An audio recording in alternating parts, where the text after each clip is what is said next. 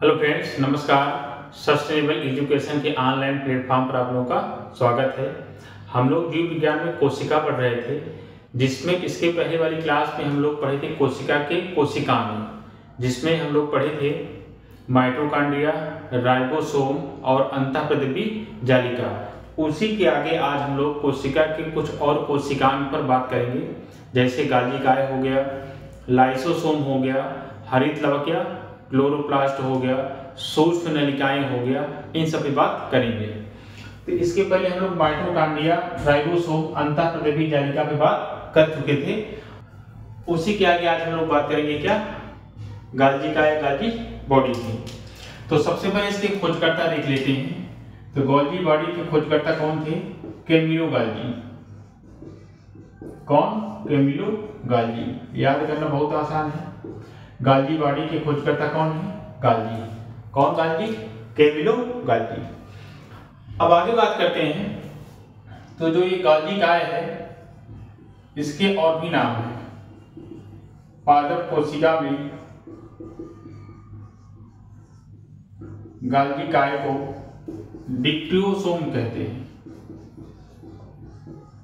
Dictyosome कहते हैं। तो पूछ लेगा डिक्टियोसोम किसका नाम है? तो डिक्टियोसोम इसी गाल्जी का या गाल्जी बॉडी का ही नाम है, ठीक है ना। इसका एक और नाम है लाइपोकॉन्ड्रिया भी कहते हैं।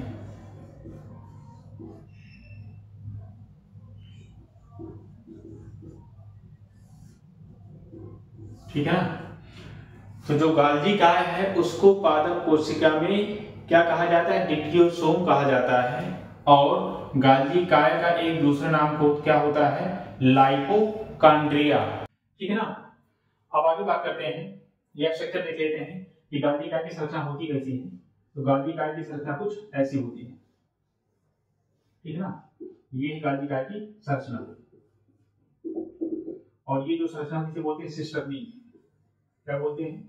सिस्टर्नी बोलते हैं, ठीक है ना। ये जो संरचनाएं बनी है चपटी ऐसी, एक दूसरे के ऊपर सेट है, इनको क्या बोला जाता है? इनको बोला जाता है सिस्टर्नी। और यहाँ पे जो ये है, इनमें पोषक पदार्थ भरे होते हैं, ठीक है ना, जैसे विटामिन, प्रोटीन वगैरह, ये सब इसमें भरे होते हैं लिपिड फॉर्म में। अब बात करते हैं कार्य की, क्योंकि एग्जाम में ज्यादा कार्य या फंक्शन ही पूछा जाता है। तो गाल्जी क्या करता है? क्या करता है? कोशिका के अंदर पदार्थों का श्रावण, कोशिका के अंदर क्या करता है? पदार्थों का श्रावण, भंडारण, भंडारण या इसे कह सकते हैं पैकेजिंग, तथा परिवहन करता है। तो गाल्जी काय क्या करता है? कोशिका के अंदर पदार्थों का श्रावण करता है, ठीक है ना। कोशिका के अंदर पदार्थों का श्रावण, स्राव या उसका भंडारण या पैकेजिंग करता है, स्टोर करता है, तथा उसका क्या करता है? पदार्थों का परिवहन करता है, ट्रांसपोर्टेशन करता है।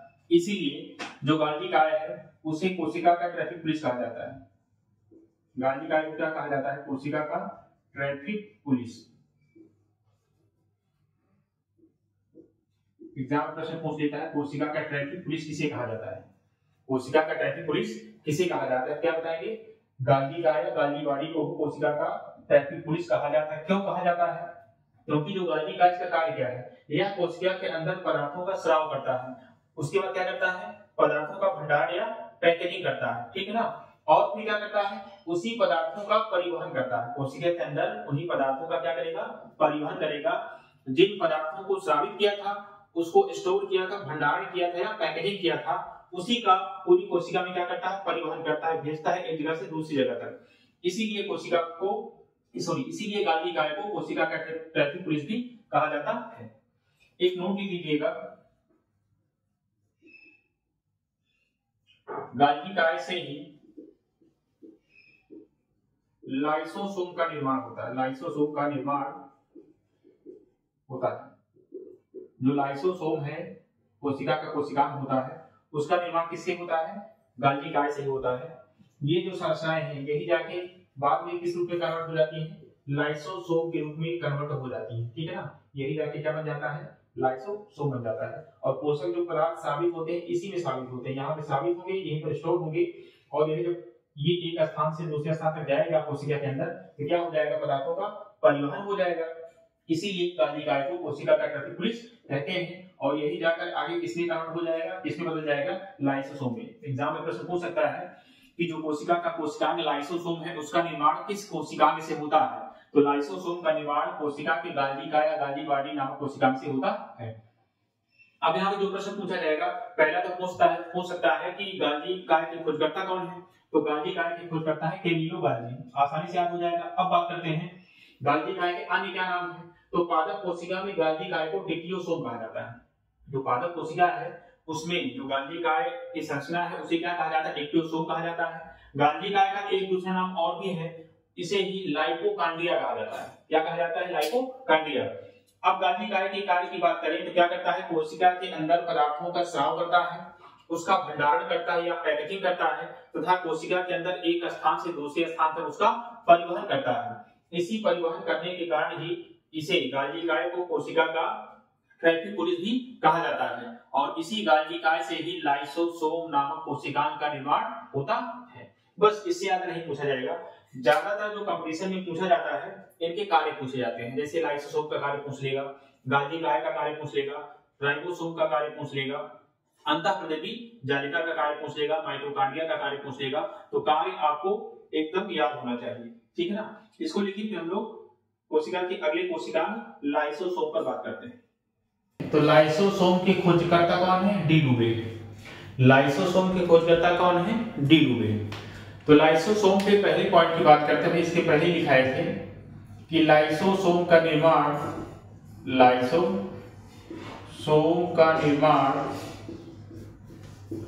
गाल्गी काय से होता है, गाल्गी काय से होता है।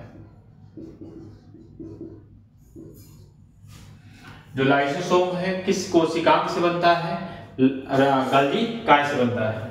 अगले पॉइंट की बात करें तो जो लाइसोसोम है जंतु कोशिका में हमेशा पाया जाता है। लाइसोसोम जो होता है वो जंतु कोशिका में हमेशा पाया जाता है, जबकि पादप कोशिका में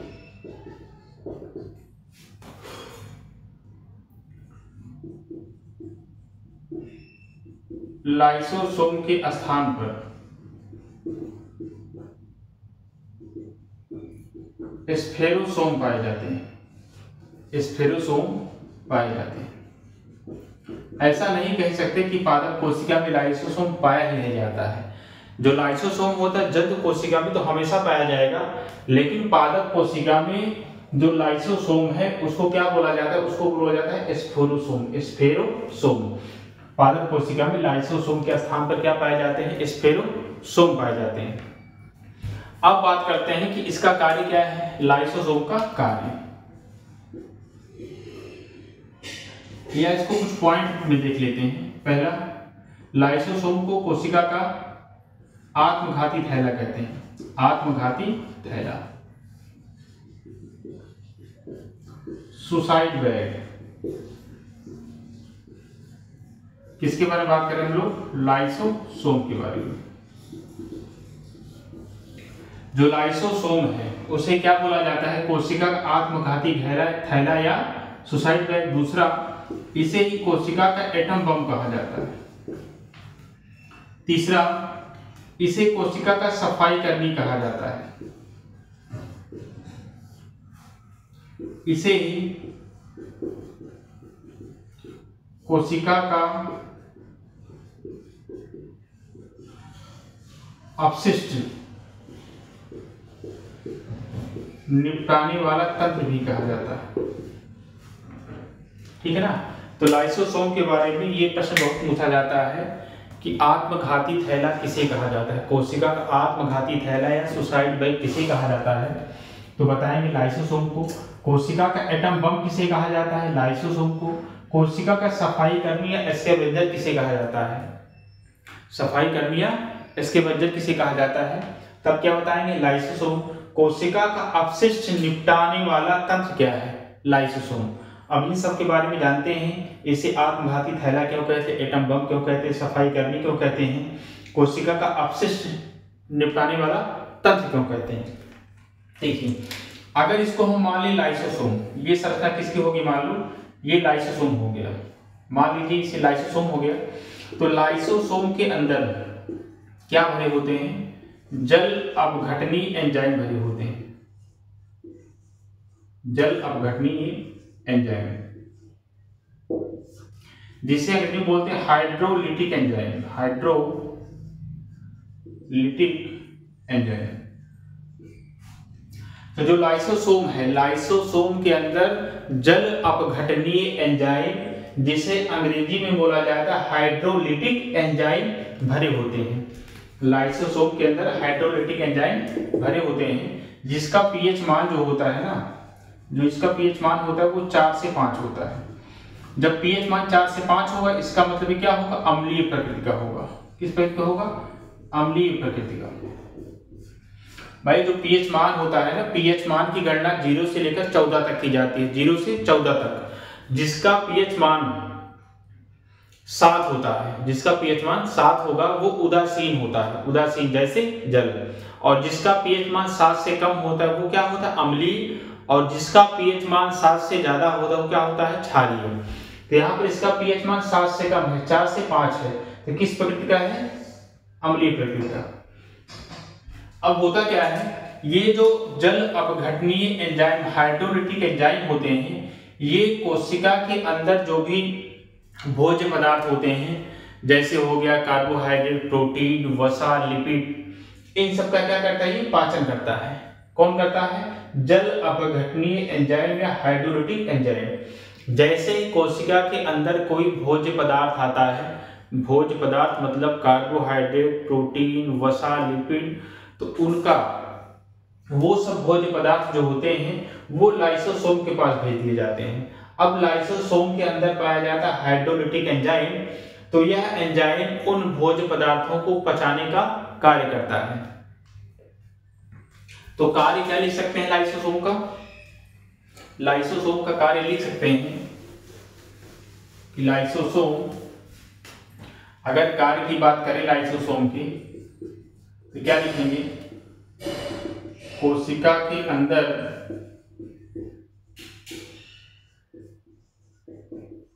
भोज्य पदार्थों को पचाने का कार्य करता है, पचाने का कार्य करता है। अब कोशिका के अंदर जो भी भोज्य पदार्थ आएंगे उनको ये हाइड्रोलिटिक एंजाइम क्या करता है, सरल अणुओं में तोड़कर उसका पाचन कर देता है। तो कोशिका का पहला कार्य क्या हो गया, कोशिका के अंदर जो भी भोज्य पदार्थ आएंगे उनको पचाने का कार्य करता है। अब अगले पॉइंट पे बात करेंगे कि कोशिका के अंदर हो सकता है कोई कोशिका डेड हो जाए या क्षतिग्रस्त हो जाए, ठीक है ना। कोशिका के अंदर जो भी कोशिकांग हैं, जैसे माइटोकॉन्ड्रिया, राइबोसोम, अंतःपदवी जालिका, गाल्गी बॉडी, जो भी हैं, हो सकता है कुछ क्षतिग्रस्त हो जाए या टूट जाए। तो उनको क्या करता है, जब वो क्षतिग्रस्त हो जाएंगी तो कोशिका बेकार पड़ी रहेंगी, अपशिष्ट के रूप में रहेंगी। तो ये क्या करता है, लाइसोसोम, लाइसोसोम कोशिका के अंदर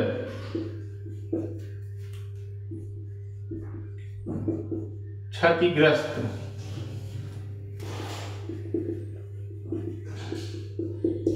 कोशिकाओं को सरलीकृत करके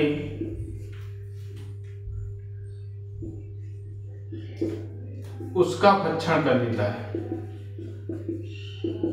उसका भक्षण कर लेता है। इसलिए लाइसोसोम को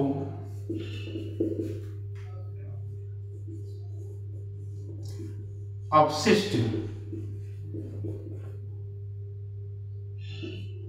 निपटाने वाला कोशिकांग भी कहते हैं। अपशिष्ट निपटाने वाला कोशिकांग भी कहते हैं। ठीक है ना। करता कौन ये जो हाइड्रोलिटिक एंजाइम है, कोशिका के अंदर कोई कोशिका क्षतिग्रस्त हो गया, डेड हो गया, तो उसको ये हाइड्रोलिटिक एंजाइम क्या करता है, पचा डालता है, उसको सरलीकृत करके समाप्त कर उसको भक्षण कर लेता है, खा लेता है। इसीलिए जो लाइसोसोम है उसे ही कोशिका का अपशिष्ट निपटाने वाला तंत्र भी कहा जाता है।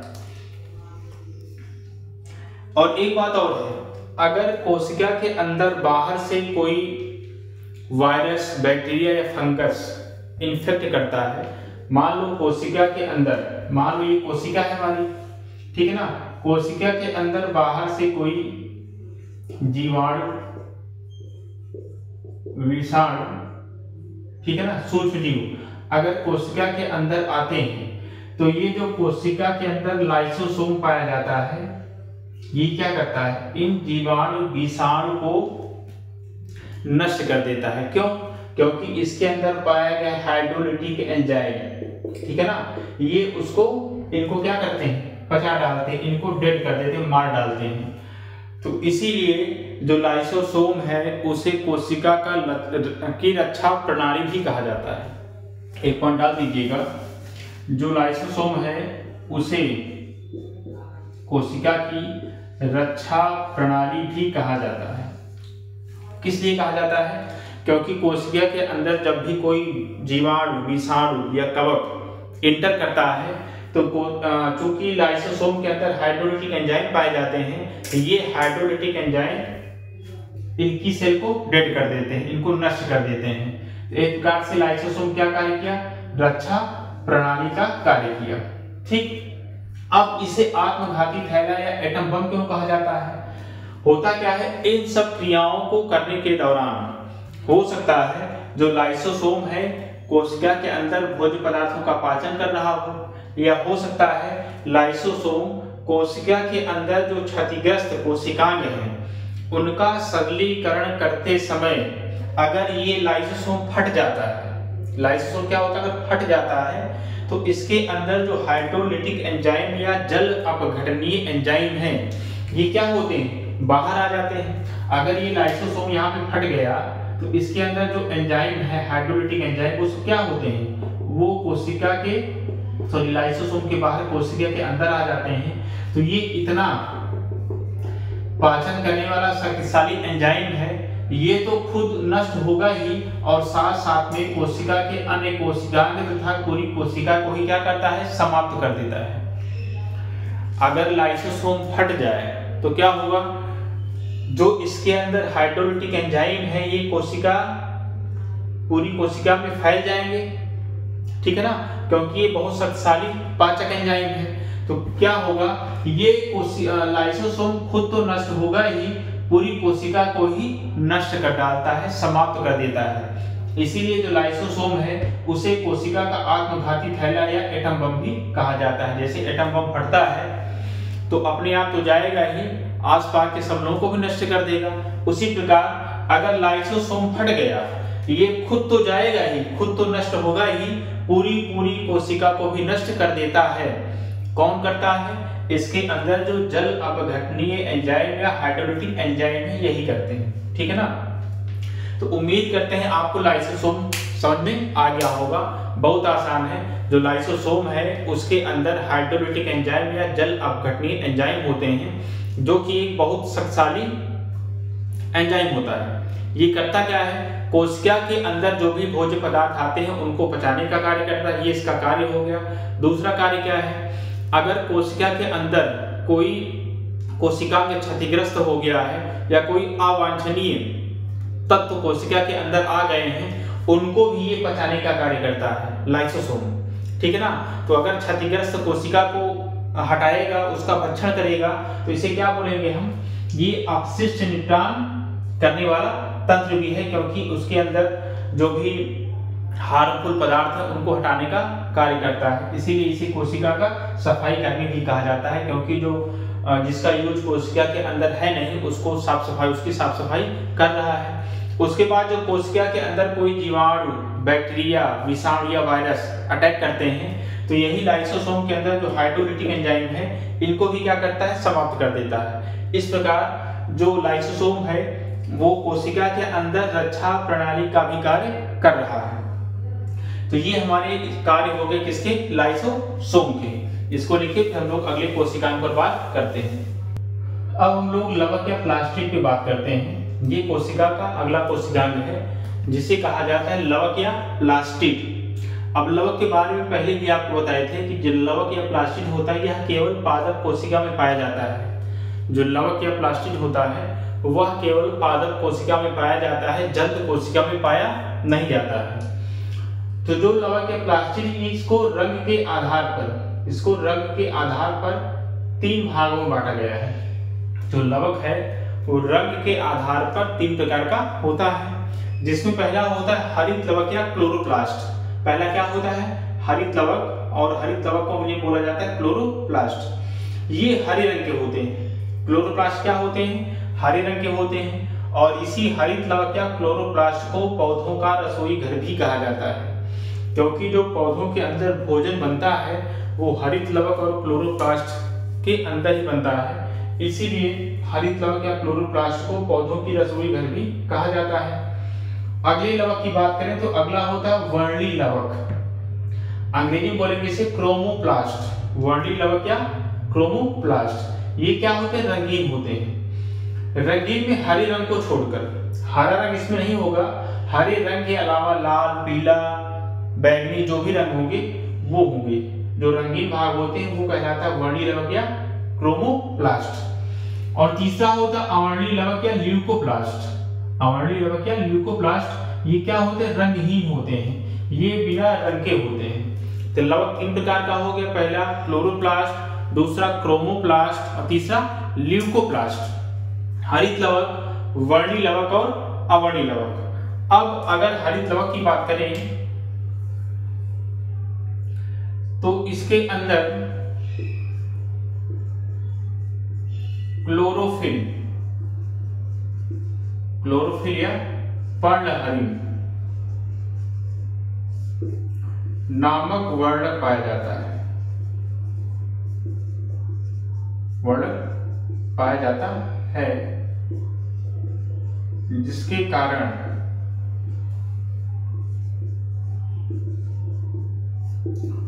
पत्तियों का रंग हरा होता है। पत्तियों का रंग हरा होता है। और उस वर्णक का नाम क्या है, उस वर्णक का नाम है क्लोरोफिल या पर्णहरिण। तो जो क्लोरोप्लास्ट होता है उसी के अंदर एक पिगमेंट पाया जाता है या वर्णक पाया जाता है जिसे क्लोरोफिल या पर्णहरिण कहते हैं। और इसी पर्णहरिण के कारण ही पत्तियों का रंग या पौधों का रंग क्या होता है, हरा होता है। अब अगले पॉइंट की बात करें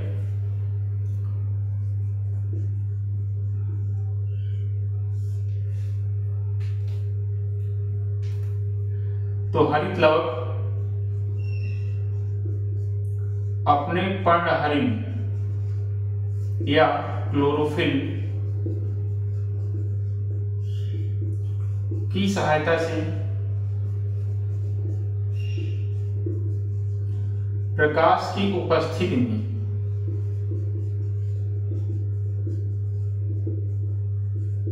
अपना भोजन बनाता है।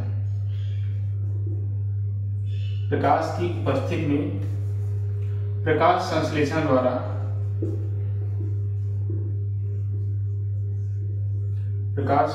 द्वारा अपना भोजन बनाती है। ठीक है ना। तो जो क्लोरोप्लास्ट के अंदर ये पर्णहरिण पाया गया, इन्हीं के कारण या इन्हीं की सहायता से प्रकाश की उपस्थिति में जो पौधे होते हैं प्रकाश संश्लेषण की क्रिया करते हैं और अपना भोजन बनाते हैं। ये जो हरित लवक होते हैं ये पत्तियों में पाया जाता है, पौधों की पत्तियों में पाया जाता है हरित लवक। यहाँ पर हरित लवक ऐसे पाया गया, पौधों की पत्तियों में हरित लवक पाया जाता है। और इसी हरित लवक के अंदर क्या पाया जाता है, क्लोरोफिल पाया जाता है। क्या पाया जाता है, क्लोरोफिल। तो जो पौधे होते हैं वो सूर्य के प्रकाश, क्लोरोफिल, जल और कार्बन डाइऑक्साइड की सहायता से अपना भोजन बनाते हैं, जिसे कहा जाता है प्रकाश संश्लेषण। क्योंकि पौधों का भोजन पत्तियों में बन रहा है, पत्तियों के अंदर पाया गया क्या, क्लोरोप्लास्ट, और क्लोरोप्लास्ट के अंदर पाया गया क्लोरोफिल, और क्लोरोफिल प्रकाश संश्लेषण की क्रिया होने में आवश्यक है। प्रकाश संश्लेषण होने के लिए पहला चाहिए क्या, सूर्य का प्रकाश, दूसरा चाहिए जल, तीसरा चाहिए कार्बन डाइऑक्साइड, और चौथा पार्ट क्या है, क्लोरोफिल या पर्णहरित। अगर ये 4 चीजें होंगी तभी अपने पौधे अपना भोजन बना पाएंगे, अर्थात प्रकाश संश्लेषण की क्रिया कर सकेंगे। इसीलिए जो हरित द्रव्य का क्लोरोप्लास्ट था, इसे पौधों की रसोई घर भी कहा गया, ठीक है ना। अब ये जो क्लोरोफिल है, क्लोरोफिल के अंदर एक धातु पाई जाती है जिसका नाम है मैग्नीशियम। एग्जाम में कई बार पूछा गया है कि जो क्लोरोफिल होता है उसके अंदर कौन सी धातु पाई जाती है। जो क्लोरोफिल होता है उसके अंदर मैग्नीशियम नामक धातु पाई जाती है। अब अगला पॉइंट है, हरित लवक के अंदर ही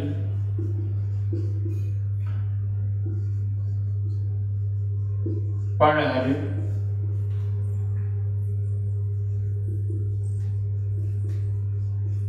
ज़ैंथोफिल तथा कैरोटीन नामक वर्णक पाए जाते हैं, ठीक है ना। जो हरित लवक का क्लोरोप्लास्ट है उसी के अंदर पहला तो पर्णहरित पाया गया, दूसरा क्या पाया जाता है, ज़ैंथोफिल, और तीसरा कैरोटीन। इसी के अंदर ये सब वर्णक या पिगमेंट पाए जाते हैं। तो क्लोरोफिल के बारे में बता दिए, प्रकाश संश्लेषण की क्रिया करने में क्या है, आवश्यक है, और क्लोरोफिल के अंदर मैग्नीशियम नामक धातु पाई जाती है। आगे बात करें कि ज़ैंथोफिल और कैरोटीन का कार्य क्या है, अगला पॉइंट लीजिएगा। पत्तियों का रंग पीला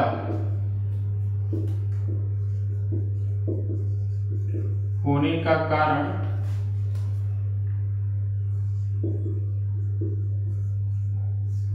कैरोटीन का निर्माण होना है,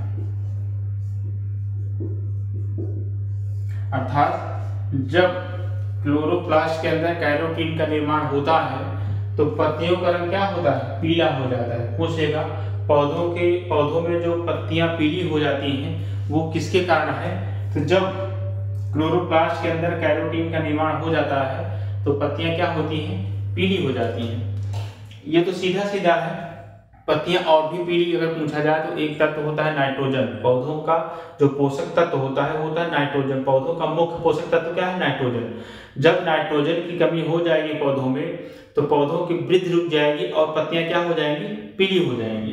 तो अलग सेंस में है, लेकिन यहाँ पे अगर पूछ ली क्लोरोप्लास्ट के अंतर्गत कि क्लोरोप्लास्ट के अंदर ऐसा कौन सा वर्णक है जिसका निर्माण होने पर पत्तियां पीली हो जाती हैं, तो ऑप्शन दे देगा पर्णहरित, ज़ैंथोफिल, कैरोटीन। तो क्या बताएंगे, कैरोटीन। इसी कैरोटीन के कारण ही पत्तियां क्या होती हैं, पीली होती हैं। और भी है, कुछ फल हैं जो पीले रंग के हो जाते हैं, जैसे पपीता पीले रंग का हो जाता है।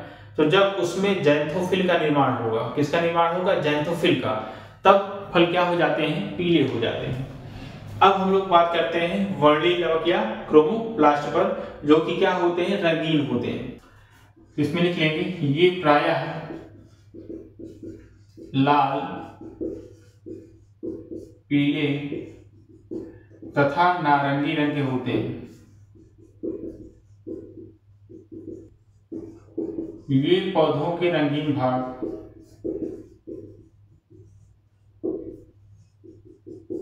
जैसे पुष्प, फल आदि में पाए जाते हैं।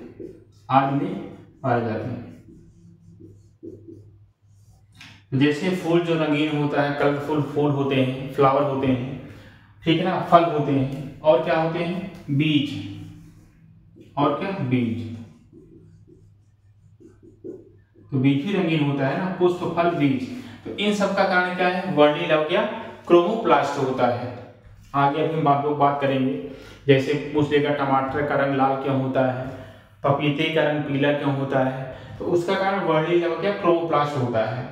ये क्रोमोप्लास्ट क्या होते हैं, रंगीन होते हैं, प्रायः लाल, पीले तथा नारंगी रंग के होते हैं, और भी रंग हो सकते हैं। ये पौधों के रंगीन भाग जैसे पुष्प, फल बीज आदि में पाए जाते हैं।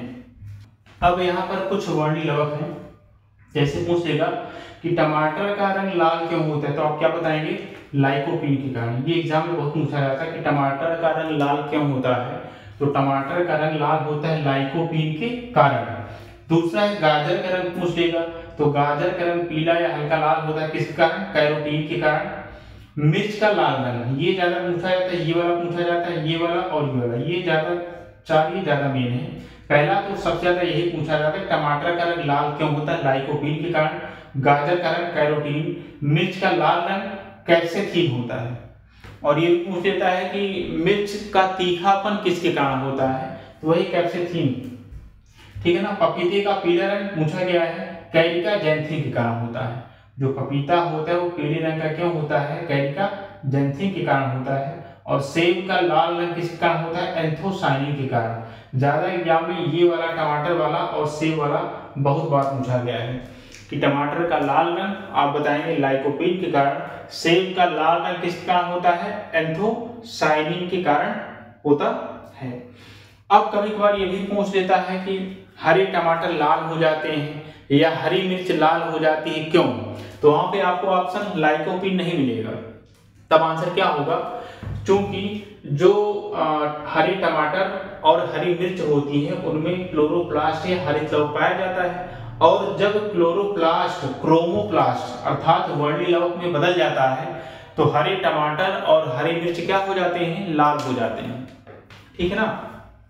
अगर ऑप्शन में टमाटर का रंग लाल लाइकोपीन दिया है तब तो सही है, अगर ये ऑप्शन नहीं है तब क्या होगा, क्योंकि हरे टमाटर और हरी मिर्च में क्रोमोप्लास्ट पाया जाता है, और जब क्लोरोप्लास्ट, यहाँ पे क्लोरोप्लास्ट है, और जब क्लोरोप्लास्ट क्रोमोप्लास्ट में बदल जाता है, क्लोरोप्लास्ट क्रोमोप्लास्ट में बदल जाता है, तो हरे टमाटर क्या हो जाते हैं, लाल हो जाते हैं, ठीक है ना। यहाँ पे इसका दो आंसर बनता है, पहला टमाटर का लाल रंग लाइकोपीन, दूसरा हरे टमाटर लाल क्यों हो जाते हैं, क्योंकि टमाटर में क्लोरोप्लास्ट पाया जाता है, और जब ये क्लोरोप्लास्ट क्रोमोप्लास्ट में बदल जाता है तो हरे टमाटर क्या हो जाते हैं, लाल हो जाते हैं। इसको लिखिए, फिर हम लोग अवर्णीय लवक या ल्यूकोप्लास्ट पर बात कर लेते हैं। अब अवर्णीय लवक या ल्यूकोप्लास्ट की बात करते हैं, तो पहली बात क्या होती है, रंगहीन होते हैं, और ये पौधे के उस भाग में पाए जाते हैं जहां सूर्य का प्रकाश नहीं पहुंचता है,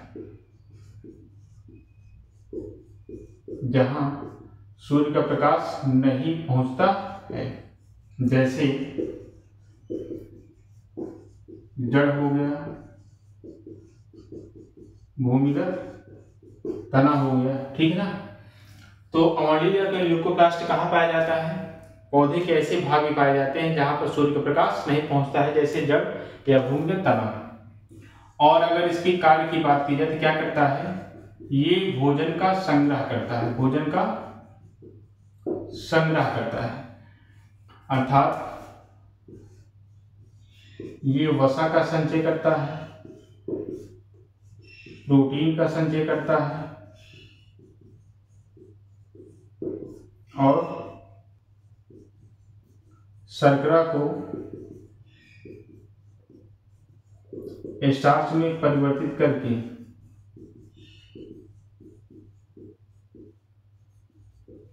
अपने अंदर संग्रहित रखता है, ठीक है ना। ये हो गया क्या, अवर्णीय लवक या ल्यूकोप्लास्ट। ये क्या करता है, भोजन का संग्रहण करता है, जैसे वसा का संचय करेगा, प्रोटीन का संचय करेगा, और क्या करेगा, जो शर्करा है, शर्करा क्या होता है, कार्बोहाइड्रेट होता है, और स्टार्च भी क्या है, कार्बोहाइड्रेट ही है। तो जो स्टार्च है वो पॉलीसैकेराइड होता है, ठीक है ना। कार्बोहाइड्रेट तीन प्रकार के होते हैं, मोनोसैकेराइड, डाइसैकेराइड और पॉलीसैकेराइड। आगे हम लोग आने वाली क्लास में इसको पढ़ेंगे। शर्करा मतलब होता है कार्बोहाइड्रेट, शर्करा को स्टार्च में परिवर्तित करके अपने अंदर क्या करता है, संग्रहित रखता है, ये हो गया अमान्य लवक या ल्यूकोप्लास्ट का कार्य। अब हम लोग एक फिगर देख लेते हैं किसका, हरित लवक या क्लोरोप्लास्ट का। अब ये फिगर, ये संरचना किसकी है, हरित लवक या क्लोरोप्लास्ट की है। और जो क्लोरोप्लास्ट होता है वो दोहरी झिल्ली की बनी संरचना होती है। इसके पहले वाली क्लासों में हम बताए थे कि कोशिका के अंदर ऐसे कौन कौन सी कोशिकाएं हैं जो दोहरी झिल्ली के बने होते हैं। तो एक तो आपको माइटोकॉन्ड्रिया बताए थे, दूसरा क्या बताए थे, हरित लवक या क्लोरोप्लास्ट, और तीसरा बताए थे केंद्रक या न्यूक्लियस। तो यहाँ पर देखिए एक बाह्य झिल्ली है और एक अंतः झिल्ली है। तो क्लोरोप्लास्ट क्या है, दोहरी झिल्ली या दोहरी लेयर की बनी संरचना होती है। उसके बाद यहाँ पे ये जो संरचनाएं बनी हुई हैं इसको बोला जाता है ग्रेना। इसे क्या बोलते हैं, इसे बोलते हैं ग्रेना। क्या बोलते हैं, ग्रेना। और इसके अंदर जो द्रव भरा हुआ है, ये ग्रीन से दिखाया गया है, इसे बोला जाता है स्ट्रोमा। इसे बोला जाता है स्ट्रोमा। और इसी के अंदर द्रव में ही कुछ राइबोसोम्स भरे रहते हैं, जिसे बोला जाता है 70S प्रकार का राइबोसोम। वैसे तो 70S प्रकार के राइबोसोम पाए गए थे प्रोकैरियोटिक कोशिका में। आपको प्रारंभ में बताए थे कि एक होती है प्रोकैरियोटिक कोशिका, एक होती है यूकैरियोटिक कोशिका। जो प्रोकैरियोटिक कोशिका होती है उसमें 70S प्रकार के राइबोसोम पाए जाते हैं, जबकि यूकैरियोटिक कोशिका में 80S प्रकार के राइबोसोम पाए जाते हैं। लेकिन यूकैरियोटिक कोशिका में दो अपवाद हैं, एक है माइटोकॉन्ड्रिया और दूसरा क्या है, क्लोरोप्लास्ट, जिसमें 70S प्रकार के राइबोसोम भी पाए जाते हैं। यही पॉइंट एग्जाम में पूछ लेता है कि यूकैरियोटिक कोशिका में ऐसे कौन से कोशिकांग हैं जिनके अंदर 70S प्रकार का राइबोसोम पाया जाता है। तो पहला बताएंगे माइटोकॉन्ड्रिया, दूसरा क्या बताएंगे, क्लोरोप्लास्ट या हरित लवक। ठीक। और ये जो रेड से दिखाया गया है इसे बोला जाता है वृत्ताकार डीएनए। पूरी कोशिका में केंद्रक के पास तो डीएनए होता ही है। जो कोशिका का केंद्रक होता है, अगर इसे हम मान लें कोशिका, तो कोशिका के अंदर एक होता है केंद्रक, और केंद्रक के अंदर क्या होता है, डीएनए होता है। और यही डीएनए क्या है, आनुवंशिक पदार्थ होता है। तो केंद्रक के पास तो डीएनए होगा ही होगा। और कोशिका के अंदर दो ऐसे कोशिकांग हैं जिनके पास खुद का डीएनए होता है। तो एक तो आपको बताए थे माइटोकॉन्ड्रिया, और दूसरा क्या है, क्लोरोप्लास्ट या हरित लवक। इनके पास खुद का डीएनए होता है, इसीलिए माइटोकॉन्ड्रिया और क्लोरोप्लास्ट अर्ध स्वायत्त अंगक या सेमी ऑटोनॉमस ऑर्गेनेली कहलाते हैं। कौन से, माइटोकॉन्ड्रिया और क्लोरोप्लास्ट, क्योंकि इनके पास अपना खुद का डीएनए होता है। ठीक है ना। तो ये हो गया ग्रेना, ये हो गया आपका स्ट्रोमा, और यहाँ पे एक होता है वृत्ताकार डीएनए, और ये जो संरचना जुड़ी हुई है एक दूसरी ग्रेना से, उसे बोला जाता है लैमेली। क्लोरोप्लास्ट क्या है, दोहरी झिल्ली की बनी हुई संरचना होती है। इसे अर्ध स्वायत्त अंगक या सेमी ऑटोनॉमस ऑर्गेनेली भी कहा जाता है, क्योंकि इसके पास खुद का अपना डीएनए होता है। तो अर्ध स्वायत्त अंगक कौन कौन से हैं? अगर अर्ध स्वायत्त अंगक की बात करें, अर्ध स्वायत्त अंगक तो कौन कौन से हैं? एक तो है आपका माइटोकॉन्ड्रिया, और दूसरा क्या है, क्लोरोप्लास्ट। अब इन्हें अर्ध स्वायत्त अंगक क्यों कहते हैं? क्योंकि इनके पास खुद का डीएनए होता है। इनके पास खुद का डीएनए होता है, इसीलिए इनको अर्ध स्वायत्त अंगक या सेमी ऑटोनॉमस ऑर्गेनेली भी कहा जाता है। तो आगे जब हम लोग प्रकाश संश्लेषण पढ़ेंगे, ठीक है ना, तो वहां पे एक होता है प्रकाश रासायनिक अभिक्रिया, एक होता है अप्रकाश, मतलब एक प्रकाश की उपस्थिति में होता है और एक प्रकाश की उपस्थिति में नहीं होता है। तो वहां पे कार्य होगा ग्रेना का, ग्रेना में कौन सी क्रिया होगी और स्ट्रोमा में कौन सी क्रिया होगी। जब हम लोग प्रकाश संश्लेषण पढ़ेंगे तो वहां पे इस चीज को एक बार फिर से समझेंगे। तो आज हम लोग क्या पढ़े? आज पढ़े पहला गाल्जी का या गाल्जी बॉडी, दूसरा कोशिकांग पढ़े हैं लाइसोसोम, और तीसरा कोशिकांग आज पढ़े प्लास्टिड या लवक, जो कि सिर्फ पादप कोशिका में पाया जाता है, जंतु कोशिका में इसका अभाव होता है। लवक 3 प्रकार के होते हैं, रंग के आधार पर लवक 3 प्रकार के होते हैं। पहला होता है हरित लवक या क्लोरोप्लास्ट, जो कि हरे रंग के होते हैं। इनके अंदर पाया जाता है क्लोरोफिल, ज़ैंथोफिल और कैरोटीन नामक वर्णक जो इनको रंग प्रदान करते हैं। अब जो पर्णहरित है उसके अंदर कौन सी धातु पाई जाती है? मैग्नीशियम धातु पाई जाती है। अगर क्रोमोप्लास्ट की बात करें तो क्रोमोप्लास्ट क्या होता है? रंगीन होते हैं। ये पौधों के बीज, फूल तथा फलों को रंग प्रदान करते हैं। जैसे टमाटर का रंग लाल होता है, क्यों? लाइकोपीन के कारण। सेब का रंग लाल होता है एंथोसायनिन के कारण। मिर्च का रंग लाल होता है कैप्सिथिन के कारण। ये पढ़ लिए थे। और लास्ट में पढ़े थे अवर्णीय लवक या ल्यूकोप्लास्ट। ये रंगहीन होते हैं। ये कहाँ पाए जाते हैं? पौधे के उस भाग में पाए जाते हैं जहां पर सूर्य का प्रकाश नहीं पहुंचता है, जैसे जड़ हो गया, भूमिगत तना हो गया। उसके बाद इनका कार्य है क्या है? ये क्या करते हैं? भोजन का संग्रहण करते हैं। जैसे वसा का संचय करेंगे, प्रोटीन का संचय करेंगे, कार्बोहाइड्रेट का संचय करेंगे, जैसे स्टार्च इनका संचय करते हैं। फूड को स्टोर कर लेते हैं और जब पौधों को भोजन की आवश्यकता होती है तो ये क्या करते हैं? पौधों को भोजन पहुंचाते हैं। तो उम्मीद करते हैं इतनी बातें आज आपको समझ में आ गई होंगी। इसके बाद आने वाली क्लास में हम लोग कोशिका के अन्य कोशिकांग प्लस इसके बारे में बात करेंगे, केंद्रक के बारे में, क्योंकि कोशिका का सबसे प्रमुख अंग क्या है? केंद्रक ही होता है। केंद्रक को ब्रेन ऑफ द सेल अथवा मैनेजर ऑफ द सेल भी कहा जाता है। तो हम लोग मिलते हैं नेक्स्ट वीडियो में। तब तक के लिए नमस्कार, जय हिंद।